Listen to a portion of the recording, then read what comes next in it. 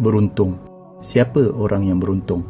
Manusia sentiasa bercakap-cakap yang seorang tu beruntung. Dia ada rumah, dia ada kereta, dia ada kerja, dia ada pasangan yang cantik, dia ada anak-anak, dia ada jawatan, dia ada kawan-kawan yang hebat-hebat. Ni semuanya untung. Tapi hanyalah untung dunia dan tak perlu didengkikan. Yang beruntung, yang tahu bahawa baca 2 ayat terakhir surah Al-Baqarah dalam satu malam akan mencukupkannya, lalu dia pun amalkan. Yang beruntung, yang tahu bahawa siapa baca ayat Al-Kursi selepas setiap kali salat, tiada halangan untuk masuk syurga kecuali mati, lalu dia pun amalkan.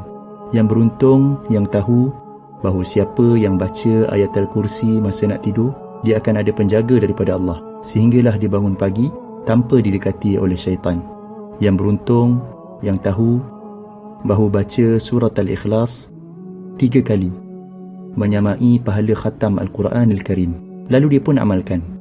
Yang beruntung, yang tahu bahawa siapa minta ampun untuk seluruh orang beriman, lelaki dan perempuan, Allah akan menuliskan 1 pahala bagi setiap seorang tadi, lalu dia pun amalkan. Yang beruntung, yang tahu, yang sebut Maha Suci Allah, segala puji bagi Allah, tiada Tuhan selain Allah, dan Allah Maha Besar, lebih baik daripada seluruh yang terkena matahari, lalu dia pun amalkan. Yang beruntung, yang sebut tiada Tuhan selain Allah, satu-satunya, tiada sekutu baginya. Baginya lah kerajaan dan kepujian. Dialah yang menghidupkan, dialah yang mematikan, dan dialah maha berkuasa atas segala sesuatu. 10 kali selepas salat maghrib dan 10 kali selepas salat subuh, sebelum dia mengubah kedudukan kakinya, menyamai pahala membebaskan 4 orang hamba daripada anak-anak Nabi Ismail AS. Lalu dia pun amalkan. Yang beruntung, yang tahu, yang siapa yang sebut ketika mendengar azan, Ya Allah, Tuhan yang menguasai seruan azan yang sempurna ini dan salat yang didirikan, kurniakanlah kepada Muhammad kedudukan yang tinggi dan terpuji, dan bangkitkanlah dia di kedudukan yang terpuji yang telah engkau janjikan. Dia akan mendapat syafaat Nabi Muhammad sallallahu alaihi wasallam pada hari kiamat. Lalu dia pun amalkan.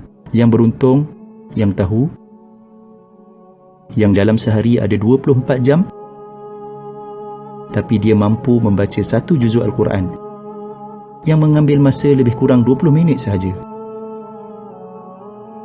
Yang beruntung, yang tahu, yang waktu duha ada lebih kurang 6 jam dan dia mampu untuk solat 2 rakaat duha yang biasanya tak sampai 5 minit pun.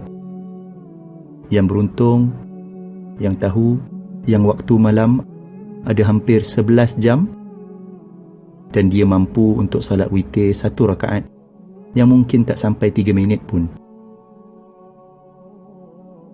Yang beruntung, yang tahu, yang siapa yang sebut Maha Suci Allah dengan kepujiannya 100 kali, dosanya akan diampunkan walaupun banyak seumpama buih di lautan, lalu dia pun amalkan. Inilah dia orang yang beruntung.